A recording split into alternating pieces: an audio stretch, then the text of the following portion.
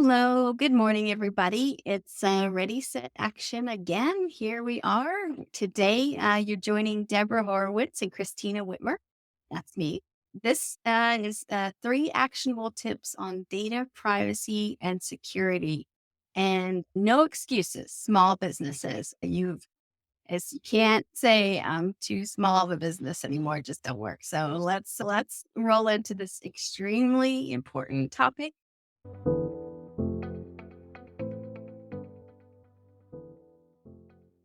And Dee, you want to give us an intro of what our plan is today? Yeah. So I was thinking about this because over the weekend, I was talking to a friend of mine and she actually got four data breach letters in the mail over the weekend. And she was like, I cannot believe this. It's like nothing's secure anymore. And it's frightening for everyone Mhm. because it's just okay. My information has got to be out there like a zillion times over with just all of the different crumbs that you leave all over the place every time you do any kind of transaction online. Mhm. And we were talking about the impact that it has on the reputation of that business, right? And I think that's something that forget about the expense that goes into making sure that your data is secure. It goes Right. beyond that. It can really cripple a business. In fact, my local chamber did a session with people that handle cybersecurity for corporations. It was earlier in the year. And I was just astounded because I think back then I was at that mindset, oh, I'm so small. Nobody's gonna Mhm. mess with me kind of thing, but it does really get you thinking about it because it stops your entire business when that Yep. happens, Mhm. and that can be very costly, plus the reputation, and people may not feel secure coming back and doing business with you again Sure. afterward. It all depends on how you handle the situation. For sure. Yeah. So Yeah. what are your thoughts around the whole subject? I'll share something too that was from a colleague of mine a couple of weeks ago. Honestly, I think there's over the last 6 months, there's been multiple moments where I've been like catching my breath because I'm like, what am I doing the things that I need to do? And I think that's why this topic came up for us. And I thought, this is perfect. This is when you're a small business, you don't know if your IT services is doing things for you. You don't know what your requirements are. But I had this colleague of mine tell me that they, through all the things that can happen, right? People capture your data, passwords, they get into some kind of system, maybe something that's more related to your emails. They start shadowing things. They're just looking for opportunities, right? So this person actually was paying a bill to one of their vendors. I think it was partially the vendor's issue that this happened, but it doesn't matter because at the end of the day, you're responsible. So through that conversation of, hey, here's how you pay this rather large bill, it was intercepted and they ended up paying someone that was not supposed to be paid. That money's gone. The vendor is still owed their money because you have an obligation to get your money to the vendor. And it was, I just literally when he was telling me this, I just had this moment of, depending on your business type, if you're anything in like construction or building things, like there's some big checks that are going to go back and forth, right? You may not think all of that, but there's definitely some things that you're paying out that are large sums of money. You just have to think about the whole of what you have, your phone, your computers, the way you can log into places. You have to really think about the totality of it all. And so that's why I think it'll still be fun to break it down. So I'll jump into tip number one. So, Okay. lock down your data like it's cash, right? And big cash, right? Not a one. I said I'll leave it. Like it's a bunch of cash, right? Here's some just simple things for you to start with, right? So password hygiene, right? We all know however many years ago we had the same password for things, we'd add a character here and there. it was a word that you could pronounce. Maybe you added a zero for an O or an at sign for an A. Like all these clever things are just gone. So you need to scrub those. So you need strong passwords. I've heard of some tips for making them too, but obviously you see browsers will request them. There's also several tools. I think it's OnePass and there's a few others where they take your passwords and they add to them. Like that's how it works, right? So when you have that password manager, it's basically adding a layer of security to what you have and it's locking it down for you. So you probably should start just looking at something like that. But you just have to know that once you do that, you can't lose that information or you'll have a whole new, thing over again. But password hygiene. So strong passwords, unique for everything, right? You don't want someone to steal a password here and then have access to your right? Right. Two-factor authentication, right? So you install that up on your phone every time you log in. And sometimes you can give yourself a pass, right? Like, don't do this again for 2 or 3 weeks. Then you go back in and you have to do that two-factor authentication. You could also do it to a text message, right? And that's similar. I don't like the text message as much. I feel like if somebody's really trying to get to you, there must be a way that it just seems a little more vulnerable. But just know that when you have a new phone, that app needs to be moved over or you've actually lost a big connection there. So you just have to, have your data security checklist and plan with you. So password hygiene is one. Look at a manager, a password manager as a tool that you can use. Usually, if you buy the business one, they have the free family versions and things like that. So to look at that. Second one is item in here is software updates. Yeah. Do it, make it automatic. If you're the kind of person who overthinks it, make it automatic, but make it happen when you shut down your computer.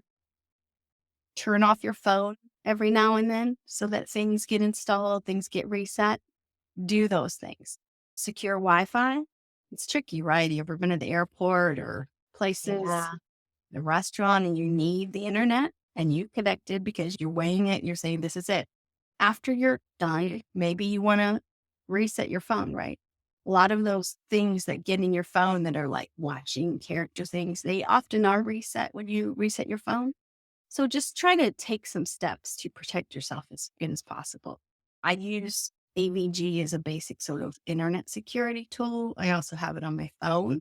Some things like that are basic things that you can add as well. All I'll say is that nobody's too small to target. Yeah. It's just you might be a cog in another person's wheel. And it could be like just sort of this ripple effect of things that get affected. And, you just don't know if it's not just what's on your computer. It's just not it's just a combination of things. So I really think of it as a community and play your part with all the people you work with, all those kind of things. And I'll say that just you have an obligation to people, your clients and customers to do Mhm. it. You can. So protect yourself. Make sure you're doing these things because if you're not, and something happens, their stuff is compromised. I mean, you Yeah. get sued as for just being negligent, right? Not Yeah. taking a reasonable amount of caution. Look into these things, take a class, go to a networking thing, start getting this stuff locked down for yourself. So that's tip number one, lock down your data. Yeah. Absolutely. It's just a necessity these days. It's the Yeah. times that we live in, Yes. right? It's very annoying, but yes. Very annoying. All the and passwords and the password manager. Yeah. What do I do if I lose you? Right. You're, Yeah. I won't even know what my name is if I lose you. Right. Sure. So So for what do you tip, have? Yeah. yeah, for tip number two, I think it's be transparent about how you are managing your customers' data. Don't be creepy about it, but just make sure that your privacy policy Mhm. is, visible on the website, Yeah. that it's very easy to understand. What data are you collecting? How are you storing it? What is it being used for? All that sort of stuff. And with data collection, I think be picky about what you really need to have, you Yeah. know? Mhm. the I guess less is more. In today's world, you don't Yeah. want to have to be responsible for too much data, right? Yeah. Don't ask for their birth date if you're just curious, right? Don't, because you are responsible. Good point. Yeah, Mhm. exactly. Or mother's maiden name or any of that kind of stuff like that. Just be really particular about Mhm. how you're setting up your controls on your end. What they're logging into a shared account, what kind of information are you requiring them to pass through and that sort of thing. Yeah. And do not assume that they're giving you consent. Make sure that you're asking for Mhm. that consent to send those marketing emails, that you're getting them to opt into those things versus the old opt out philosophy in Right. marketing. Yeah, I've done I'm that. gonna spam you until you tell me enough. Yeah, so I think that that's really all part of it. And don't stockpile the data, right? Just do a review every quarter or every 6 months and say, how am I using this data? Mhm. What's valuable for me to be keeping in my possession? And Mhm. then what do I need to change moving forward? Can I do Mhm. without X, Y, and Z? Or do I just need Y and that's it? And I think that will keep your risk a little bit lower because you'll have less data that you are responsible for on your end. But of course, Right. it's kind of on the type of business. If you're an online retailer of sorts, whether it's a small business or whatever, Mhm.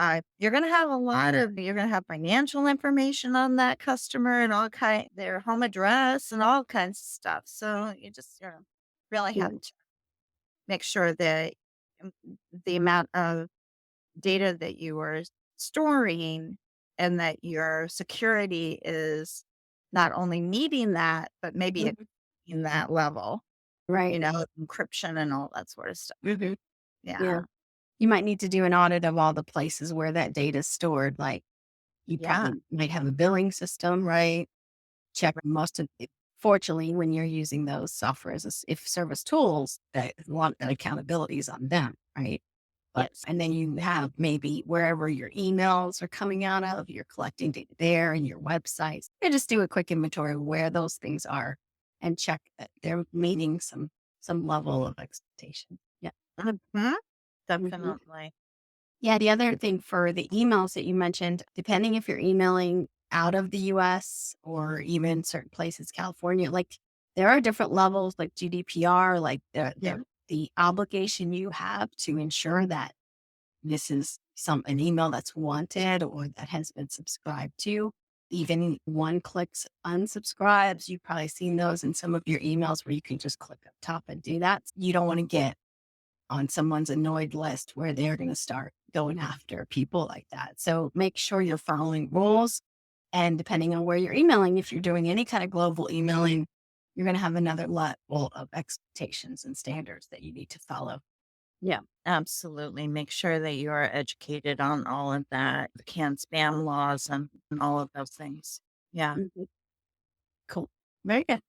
So transparent, not creepy. I like that. So what about tip number 3? Yeah. So tip number three is a little bit of how does that work? It takes a village to do your business, right? Like you could be a solopreneur, but it doesn't take long for you to either have someone that's helping you, a collaborator, client. Like as you start growing your business, you have more people around you that at some point you may be sharing data with, right? So there's things, right? There's Google Drives, there's the Microsoft Teams, share like there's places where you start to share information and you really need to think about how you're setting the expectations for vendors, for employees, for partners, for whoever these people are with how they treat any data that you share with them, right? I've seen things in emails and I don't know actually how binding that is, but where it says the things shared in this email are confidential, something like that. I don't know if that I've seen it actually with enough corporations that it must be something that's probably good to do. But you have to think about the expectations. And so I have a small team and we've been talking about this for months now. The question is, I had to change the agreement of working with people, right? So I have contractors and then I have employees, but both of them have expectations. I had to do a new policy on passwords. And I said failure to follow these rules could result in termination of your job or termination of your contract. Because to be quite honest, if I find out that's happening, it means I could get sued, I could lose everything. Like it just Yeah. is so dangerous that you really have to lock it down and you need to make sure people know that it's not a this is not a conversation. This is an obligation that we have to be as smart as possible, right? It doesn't mean that we're smarter than hackers. They're very strong. They have a lot of tools, but it just means that we have to do the due diligence to be as secure as possible for us, for Yeah. our clients. So we're Mhm. trying to do conversations, just training, mantra, sharing information, best practices, having refreshers, and then making sure everybody sees, hey, this is the policies. Just make sure you understand Mhm. what this means. Are you following this? That kind of stuff. How can we help? You may even want to consider a consultant in this kind of space who could Yeah. come in and help from an outside view of giving you some recommendations to lock things down. It's important enough that it might be something where you come in, somebody helps you, whether just like taxes or filing your LLC, but Yeah. things that you want an expert to help you with. And this Mhm. very well could be one of those things. That's very true. Mhm, That I think sometimes what we may be doing at home, mhm. right? Like with our personal emails, where we're actually looking at what is that return address actually from? Right. Like when you get that email, oh, we can't deliver your package until Mhm. you verify your address with us, Yeah. Mhm, all those kinds of things that are going on out there to get into your computer and get data. mhm. I think sometimes in the work environment, an employee will just presume that any email that's coming in is a Mhm. legit email, For sure. and Mhm. they don't take that extra step necessarily all the Yeah. time. Say, oh, where's this from address Mhm. actually? You No, know? yeah, and it's funny because I've heard people say that the timing sometimes is very powerful. They catch you when you're distracted or something's going on. I think it's just happening so much that it's going to hit you at a time where you're most vulnerable. A Yes. client, we have things that get shipped to them. She had told us that she accidentally clicked on one of those things like to check tracking or something like that.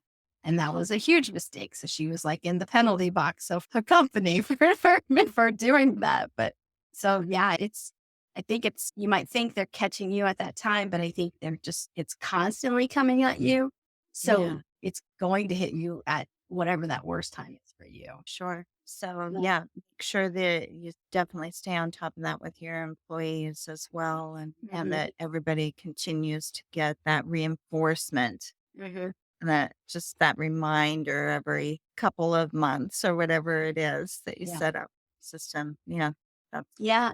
And I think good. it's just like anything, like you think I can't afford when you start a business, there's so much you have to think about buckets of money. And I really encourage people to take whatever budget they have. Let's just say it's $100 or $1,000. Like just take that into percentages and business, get the consultant, get the stuff done at some level. You have to incrementally grow all of this stuff, especially if you're starting your business without any kind of funding or major investment. Like you Yeah. have to do these things, or you will just stuff you put your heart and soul and energy into is could just go crumble real fast if you don't lock this stuff down. Mhm. Check out the Small Business Administration. Yes. I think there's even a section on the government website that talks about cybersecurity for small Mhm. businesses that has some good tools and tips Mhm. to help you along the way. And then if you feel like you're still not fully getting it together, like consider that consultant Right. because the investment that you put into it now may save your organization down the road. Absolutely. Yeah. Yeah.